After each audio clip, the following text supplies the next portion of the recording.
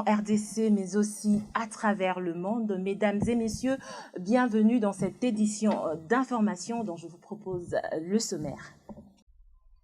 Une rencontre décisive qui devrait marquer un tournant dans le cycle infernal de violence qui meurtrit les populations de l'Est de la République démocratique du Congo. La tripartite de Luanda sur la situation sécuritaire à l'Est de la RDC s'est terminée ce mercredi soir par l'établissement d'une feuille de route sur le processus de pacification de la région Est de la RDC. Tout commence par une rencontre à trois entre les présidents Joao Lourenço, Félix Antoine Tshisekedi Tshilombo et Paul Kagame.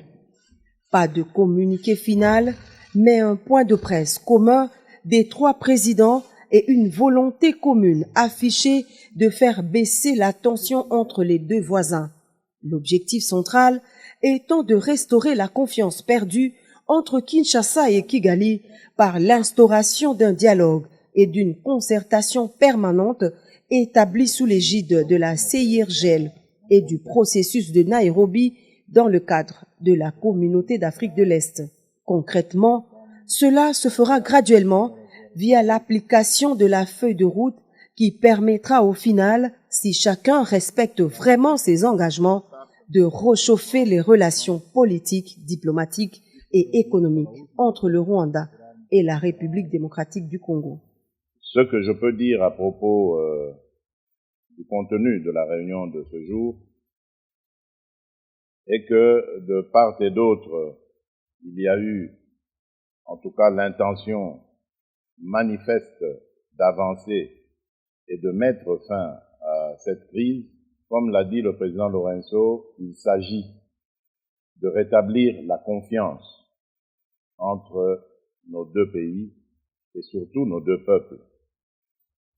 Une confiance qui a malheureusement été rompue alors que, à mon sens, tout allait bien dans la voie de la normalisation entre nos deux pays. Je m'étais entrepris, en tout cas, de tirer un trait sur le passé dès mon arrivée à la tête de la République démocratique du Congo pour envoyer un signal fort, non seulement au Rwanda seul, mais à tous nos voisins, à toute la région, de mon intention d'avoir des relations désormais tournées vers des échanges profitables à nos pays, à nos populations, et de regarder plutôt vers le développement de cette région qui, à mon sens, est l'une des plus riches d'Afrique, plutôt que de verser dans des tensions inutiles comme on a pu l'observer dans le passé. À court terme, la nouvelle donne passe par la relance de la commission mixte RDC-Rwanda. La première rencontre de cette commission mixte, cadre de dialogue permanent entre les deux pays, est prévue incessamment dans la capitale angolaise. Mais dans l'immédiat, la feuille de route prévoit la cessation des hostilités et le retrait sans condition du M23 de ses positions en République démocratique du Congo. Ce qui est en mon pouvoir pour faire avancer la situation, sortir mes compatriotes de cet enfer qui dure déjà depuis une vingtaine d'années. Lequel enfer a été encore aggravé par cette situation regrettable du M23, un groupe armé qui pourtant était déjà en discussion avec nous à Nairobi, mais dont le comportement est totalement inexplicable, car je ne peux pas comprendre que des gens qui ont une revendication et dont l'interlocuteur est à disposition pour écouter leurs revendications puissent à nouveau reprendre des armes, comme pour exercer une sorte de chantage ou de pression. Donc j'espère vraiment et j'attends de ce processus qu'il apporte le cessez-le-feu immédiat et le retrait de ce groupe du M23, en attendant évidemment que l'on mette en marche la feuille de route qui amènera un processus de paix, de stabilité et de confiance. Le retour des réfugiés dans leur pays d'origine est également inscrit parmi les objectifs de la feuille de route de Luanda.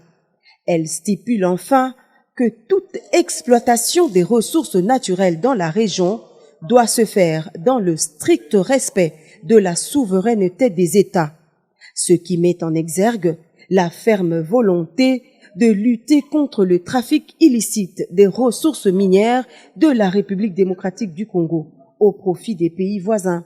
Le chef de l'État, Félix Antoine Tshisekedi Tshilombo, garde ainsi le cap de la fermeté pour la défense de la souveraineté nationale et en même temps une ouverture au dialogue diplomatique sincère pour imposer la paix à l'est de la RDC. Le président de la République et sa délégation sont rentrés au pays ce mercredi soir.